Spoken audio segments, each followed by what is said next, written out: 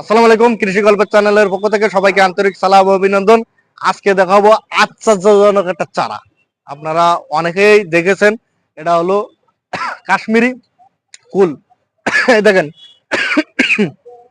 কুলের অলরেডি ফুল চলে এসেছে, ফলও এসেছে। 12 মাস এই কুলগুলোর ফলন পাবেন। আর এগুলো আমাদের যে বাংলাদেশে যে কুলগুলো পাওয়া যায় কষ হয়, কিন্তু এগুলো কষ হবে না, প্রচুর পরিমাণে মিষ্টি আর খেতে সেই সুস্বাদু। তাই এই কাশ্মীরি কুলের চারা সংগ্রহ করতে হলে আমাদের স্ক্রিনে দেওয়া নম্বরে যোগাযোগ করবেন। আমরা 64 জেলায় এই চারাগুলো দিয়ে থাকি। আর এই কুল এত সুস্বাদু বলে বোঝাতে পারবো না, আর প্রচুর পরিমাণে ফলন, 12 মাস ফলন পাবেন এগুলো। এটার নাম হলো কাশ্মীরি কুল।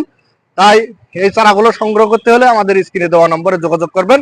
আমরা স্বল্প দামে এই চারাগুলো সংগ্রহ করে দিয়ে থাকি। ধন্যবাদ, ভালো থাকুন। আল্লাহ হাফেজ। কৃষি গল্প চ্যানেলের সাথেই থাকুন।